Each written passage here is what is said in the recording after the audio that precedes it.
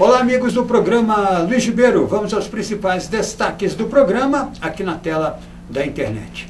Olha, tem um debate no Brasil que está sendo instalado, que é a redução da maioridade penal. Vocês já sabem, né? Por conta dos últimos eventos com a participação de menores em mortes. Portanto, um fato gravoso. Bom, mas você sabia, você que está acompanhando aqui na internet, como é que o mundo trata essa questão? Então vamos lá. Estados Unidos, aos 6 anos qualquer criança pode ser processada e pegar pena perpétua. 6 anos, Estados Unidos. Na França, 13 anos. Aos 13 anos, processo e pode ser condenada com uma pena muito grave. Vamos para a Inglaterra, 10 anos. Você sabia disso? 10 anos na Inglaterra. Alemanha, 14 anos. Itália, 14 anos, apenas para ficar nesses países. Veja, eu não estou defendendo que a legislação internacional de outros países seja aplicada aqui. Eu acho que cada país tem a sua realidade.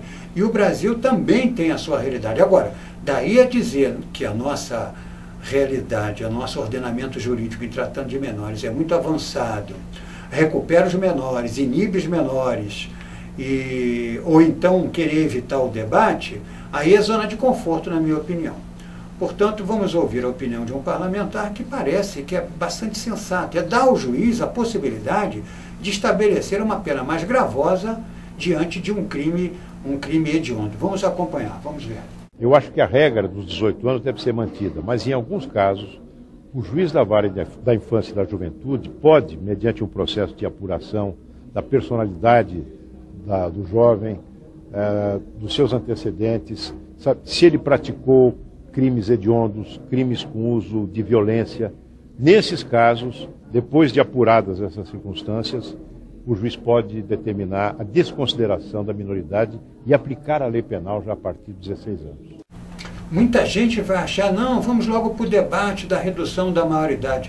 Eu não tenho essa postura. Eu acho que tem que dar direito ao juiz. Então, por exemplo, um crime hediondo, como nós temos acompanhado aí. Se um menor condição vai lá e mata uma pessoa, um menor, 17 anos, como aconteceu, próximo aos 18 anos, ou mesmo 16 anos. Bom, foi feita uma avaliação depois do contraditório, de uma apuração rigorosa, que ele tem plena consciência daquilo que ele está fazendo. O juiz aplica 10 anos e não de 3 anos, uma pena correcional de 3 e sim de 10, ou de 8. Vamos botar 10 anos. 17 anos ele cometeu um crime grave, portanto, um latrocínio, um roubo seguido de morte, ou então um homicídio, aplica 10 anos. Ele sai aos 27 anos, ainda dá para recuperar. Depois de pagar a pena, ele vai procurar um emprego, vai procurar um trabalho. O que vocês acham? É para a gente pensar. Minha gente, vocês acompanharam os acidentes com um ônibus aqui no Rio de Janeiro?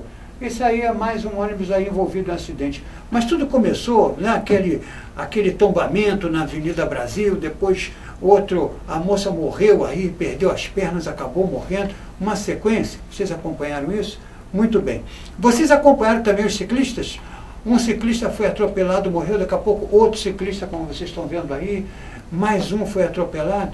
Você poderia perguntar, Luiz Ribeiro, por que quando acontece um acidente, lembra do Vergalhão também, um acidente com o Vergalhão, mas para ficar nos ônibus e nos ciclistas que foram envolvidos em acidentes, por que quando acontece um acidente tem uma série de acidentes? Qual é a razão? Eu tenho uma explicação, queria falar com vocês. É o chamado contágio social, uma espécie de energia. Isso fica aí no ambiente.